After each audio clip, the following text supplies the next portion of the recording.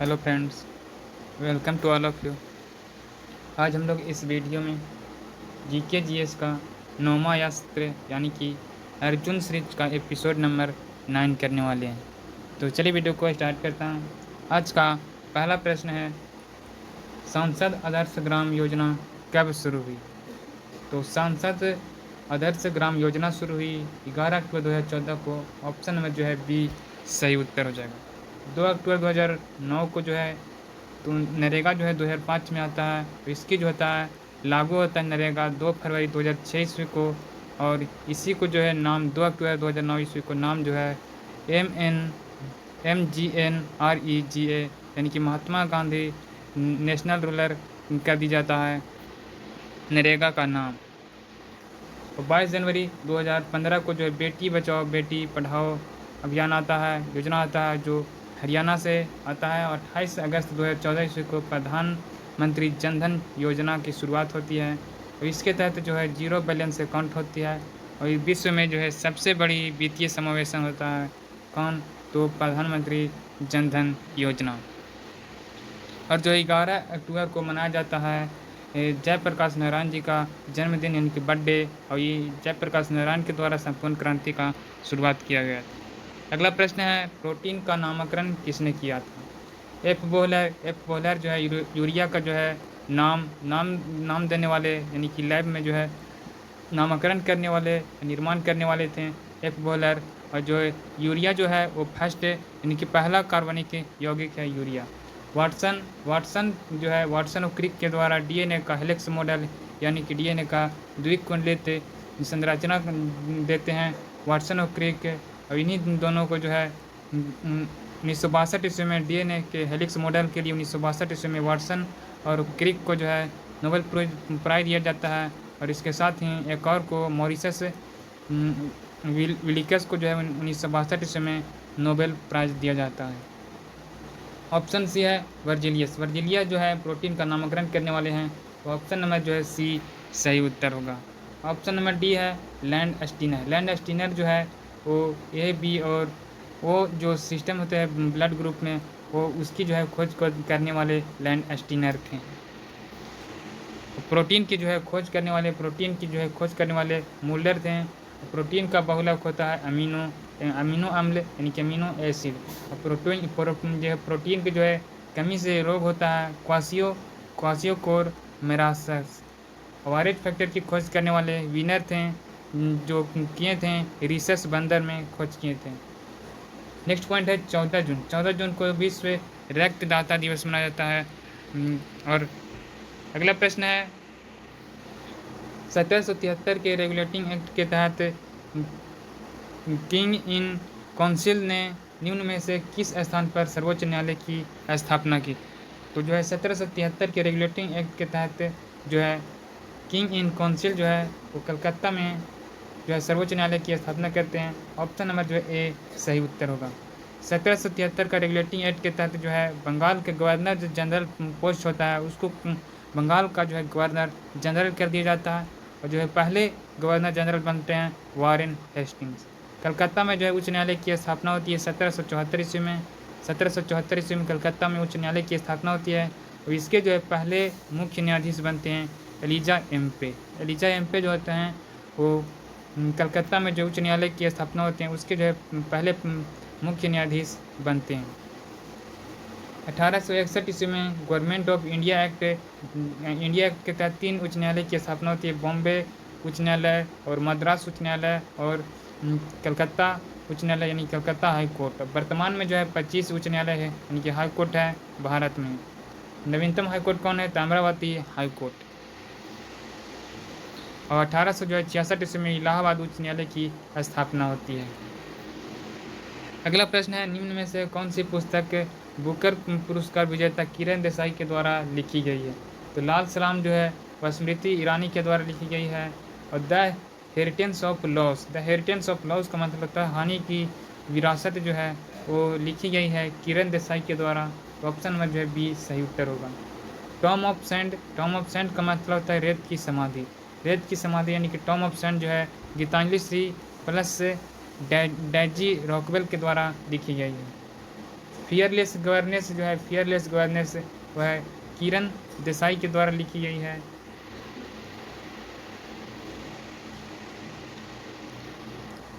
Fearless governance जो है किरण बेदी के द्वारा लिखी गई है। बुकर पुरस्कार जो है पाने वाले पहले भारतीय थे वीएस नायपॉल।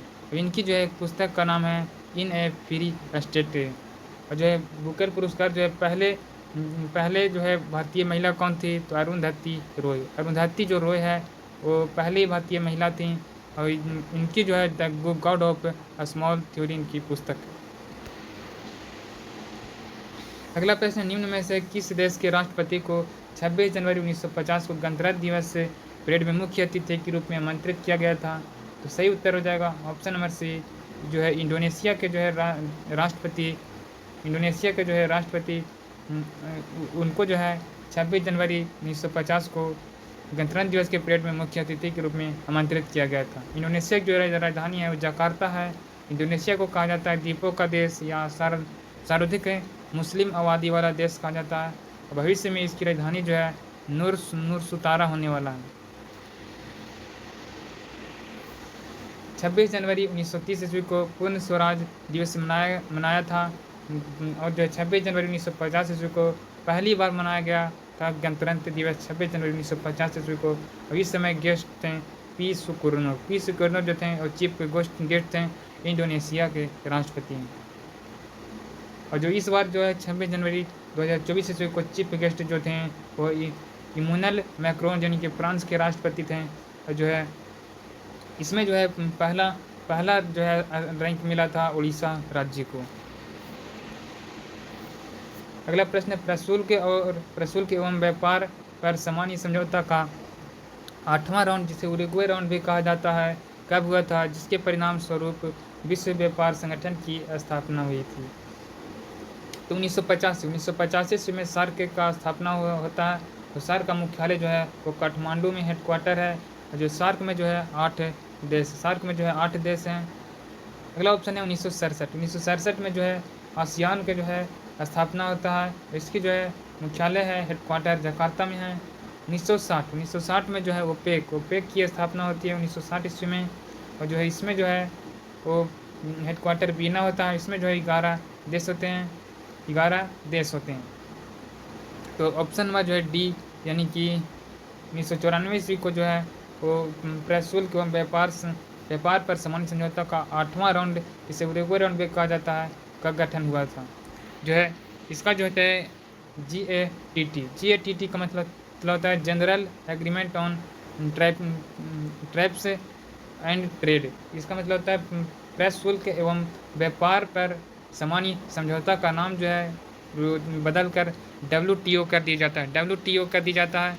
और जो है WTO की जो स्थापना होती है वो 1 जनवरी 1995 ईस्वी को होती है। और जो है मॉरिटस संधि द्वारा होती है। और WTO को जो है मुख्यालय होता है वो इसका हेडक्वार्टर जो होता है जनेवा में होता है। और WTO में जो है 164 देश होते हैं। अफगानिस्तान जो है नया इसका मेंबर है। और GATT के जो है 1948 ईस्वी में प्रभावी रूप से लागू किया जाता है। इस प्रश्न का सही उत्तर हो जाएगा ऑप्शन नंबर जो है सी 1994 ईस्वी। अगला प्रश्न है, भारतीय संविधान का कौन सा अनुच्छेद यह शर्त निर्धारित करता है कि राष्ट्रपति द्वारा चुने जाने के बाद संसद या राज्य विधानमंडल के किसी भी सदन का सदस्य नहीं होगा?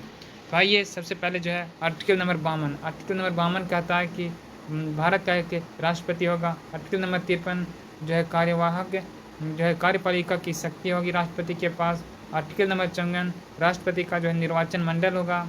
55 में जो है आर्टिकल नंबर 55 जो है इसमें जो है राष्ट्रपति का जो है निर्वाचन विधि जो होगा एकल संक्रमणीय मत पद्धति जो होगा। आर्टिकल नंबर 56 राष्ट्रपति का कार्यकाल। आर्टिकल नंबर 57 में री इलेक्शन का। आर्टिकल नंबर 58 में इसकी योग्यता का। और 59 में जो है इनके शर्तें का। और 60 में जो है वो शपथ का। 61 राष्ट्रपति पर जो है महाभियोग का। इसमें पूछा गया था कि जो कौन सा अनुच्छेद जो है राष्ट्रपति द्वारा चुने जाने के बाद संसद या राज्य विधान किसी भी सदन का जो है सदस्य नहीं होगा। ऑप्शन नंबर जो है डी सही होगा आर्टिकल नंबर 59 के तहत। अगला प्रश्न है, सरकार ने 7वीं पंचवर्षीय योजना के बाद निम्न में से किस वर्ष में योजना अवकाश लिया था? तो सबसे पहले पंचवर्षीय योजना की जो शुरुआत हुई थी 1951 से 1956 तक पहली चलाई थी, दूसरी जो है 1956 से 61 तक, और तीसरी पंचवर्षीय योजना 1961 से 66 तक। इसके बाद जो है 66, 67, 68, 69 जो है यहाँ पर 3 साल गैप हो जाता है। अब 1969 से 74 तक चौथी, 74 से जो है 78 तक पाँचवीं, 1978 से जो है 79 और 80 यहाँ पर जो है गैप हो जाता है।